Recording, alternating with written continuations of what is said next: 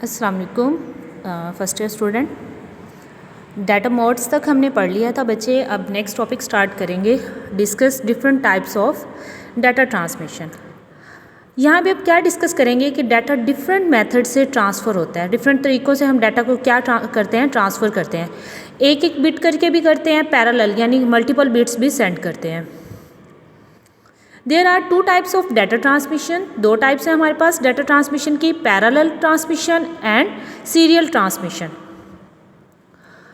अब parallel transmission क्या है, सीरियल ट्रांसमिशन क्या है, इसे देखते हैं। Parallel transmission, the method is transmission in which groups of bits are sent at the same time over multiple wires is called parallel transmission. इसका मतलब क्या है कि आप डाटा को ट्रांसफ़र करना चाह रहे हैं तो ये नहीं है कि आप एक बिट ट्रांसफ़र करेंगे फिर दूसरी फिर तीसरी, नहीं, आप पैरेलल सेंड कर सकते हैं। पहली बिट सेंड कर दें, फिर दूसरी, फिर तीसरी, चौथी, पाँचवीं, या इकट्ठी 7-8 बिट को सेंड कर देंगे। वो एट अ टाइम क्या होगा कि रिसीवर को क्या होगी, रिसीव होगी। ठीक है, तो ये हमारी कौन सी है, पैरेलल ट्रांसमिशन है। अब इसकी यूनी डायरेक्शनल होती है, मींस सेंडर सेंड करेगा और रिसीवर क्या करेगा, रिसीव करेगा। अगर हम इस डायग्राम को देखें तो इसमें क्या है, हमारे पास पैरेलल ट्रांसमिशन हो रही है। ईच बिट जो हमारे पास है वो क्या हो रही है, ट्रांसफ़र हो रही है हमारे पास, और क्या हो रही है, सेपरेट लाइन पे हो रही है। ठीक है, तो ये कौन सी है, पैरेलल ट्रांसमिशन है। इसका मतलब क्या है कि हमारा जो ट्रांसमिशन मीडिया है उसमें इतनी कैपेसिटी मौजूद है कि हम एट अ टाइम 6 से 7 बिट या जितनी भी हमारी कैपेसिटी है उस मीडिया की, उतनी बिट्स हम क्या कर सकते हैं, ट्रांसमिशन की कर सकते हैं।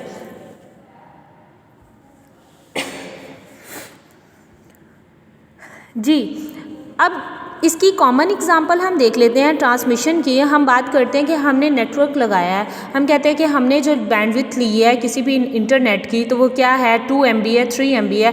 इट्स मीन वो एट अ टाइम कितना डाटा ट्रांसफ़र कर सकती है, 2 MB डाटा कर सकती है, 3 MB डाटा क्या कर सकती है, ट्रांसफ़र कर सकती है। तो ये उसकी क्या होगी, हमारे पास ट्रांसमिशन उसकी कैपेसिटी पे डिपेंड करेगी।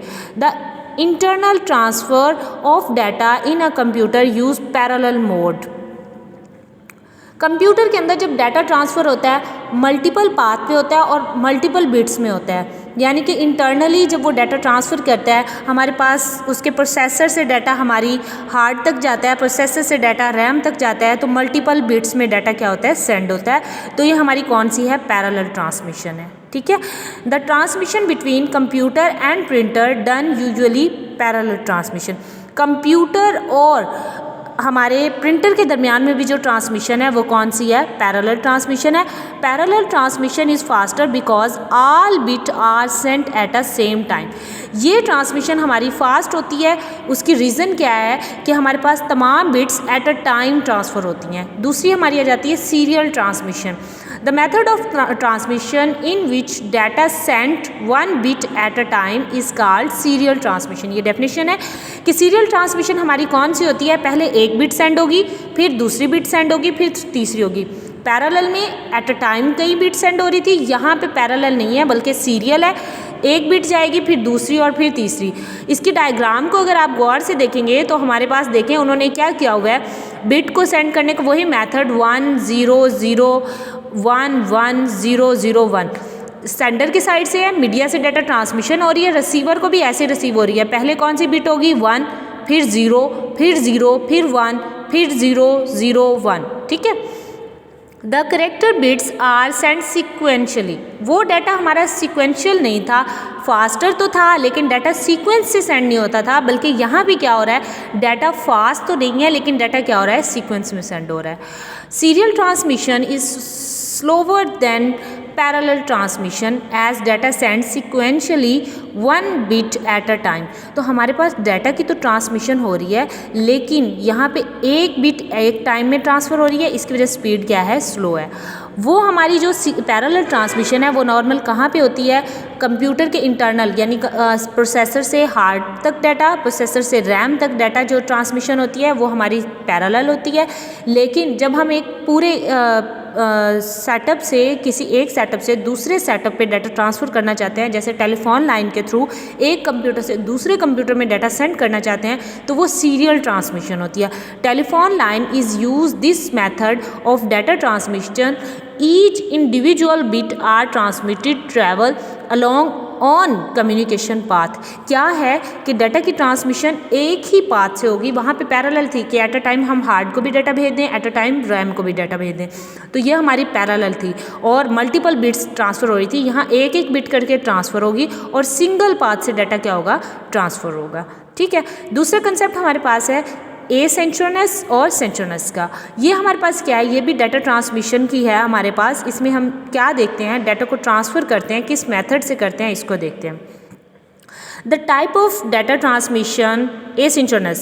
The type of data transmission in which data is transmitted character by character is called asynchronous. अब character by character जब डाटा की ट्रांसमिशन होगी तो हमारी कौन सी होगी, एसिंक्रोनस होगी। पहले में हमने कहा बिट्स की बात की, अब हम किसकी बात कर रहे हैं, करैक्टर्स की और डिजिट्स की बात करें। करैक्टर्स में हमारे पास क्या है, डाटा की ट्रांसमिशन जब करैक्टर बाय करैक्टर हो रही है तो हमारी कौन सी है, एसिंक्रोनस है।